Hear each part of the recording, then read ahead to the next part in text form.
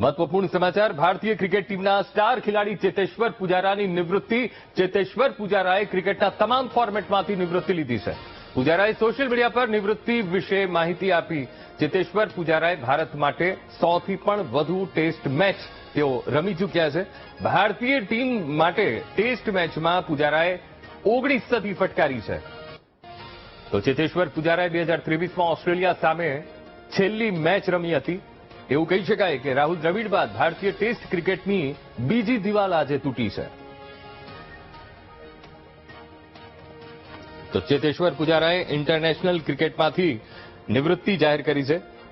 Emotional એક post social media ઉપર તેમણે શેર કરી છે અને લખ્યું છે કે ભારતની જર્સી પહેરીને મારું શ્રેષ્ઠ આપવાનો પ્રયાસ કર્યો અને તેને શબ્દોમાં વર્ણવવું મુશ્કેલ। એમને બીજી દિવાલ તરીકે તેમની ઉપમા તેમને આપવામાં આવી હતી અને આજે તે દિવાલ તૂટી પડી છે। તો ભૂતપૂર્વ રણજી ખેલાડી રાજેશભાઈ આપણી સાથે ફોનલાઈન પર જોડાઈ ગયા છે। રાજેશભાઈ, સૌથી પહેલા તો ખૂબ ખૂબ સ્વાગત છે। આજે કહેવાય કે ભાઈ એક બીજી ધ વોલ ભારતની એ તૂટી પડી છે, કારણ કે ભારતીય ટેસ્ટ ક્રિકેટરની આ બીજી દિવાલ તૂટી પડી એટલા માટે કારણ કે ચેતેશ્વર પૂજારાએ નિવૃત્તિ જાહેર કરી છે। કઈ રીતે લઈ રહ્યા છો રાજેશભાઈ? હા, એમાં મારી પ્રતિક્રિયા એવી છે, ચેતેશ્વર ઉર્ફે ચિંટુ, જેને અમે સૌરાષ્ટ્રમાં ઉલામા નામથી બોલાવીએ છીએ, ચેતેશ્વરે ખૂબ સારી કારકિર્દી ટેસ્ટ ક્રિકેટમાં કરી છે। 103 ટેસ્ટ મેચ રમવા એ એક સૌરાષ્ટ્રના ખેલાડી માટે ખૂબ મોટી વાત કહેવાય અને 7000થી વધુ રન કરવા 43 રનની એવરેજથી એને રમ્યો છે।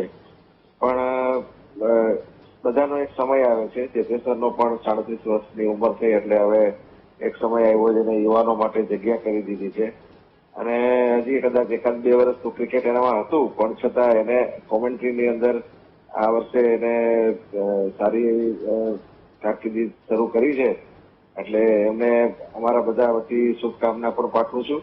અને એના સમય ચેતેશ્વરે જેટલો સમય ઇન્ડિયન ક્રિકેટની અંદર આપ્યો છે એ એવો યાદગાર રહેશે કે રાહુલ દ્રવિડ, ચેતેશ્વર પૂજારા, વિરાટ કોહલી ને રોહિત શર્મા અને મહેન્દ્રસિંહ ધોની, આ 4-5 નામો તો આવતા બીજા 15 વર્ષ સુધી, જ્યાં સુધી આ સ્તરે કોઈ બીજો ખેલાડી નહીં પહોંચે ત્યાં સુધી તો લોકો યાદ રાખવાના જ છે આને।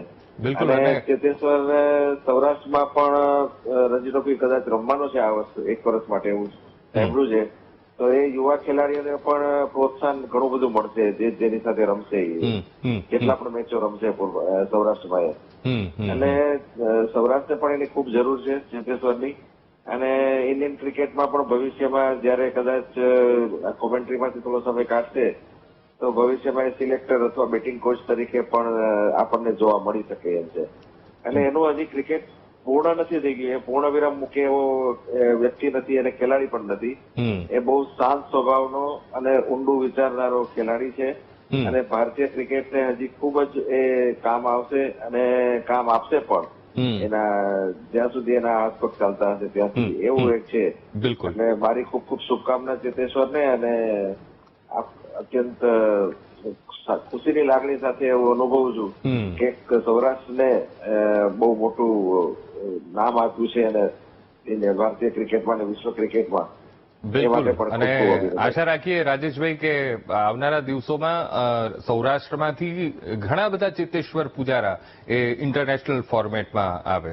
આપ અમારી સાથે જોડાયા, વાતચીત કરી, એ બદલ આપનો ખૂબ ખૂબ આભાર।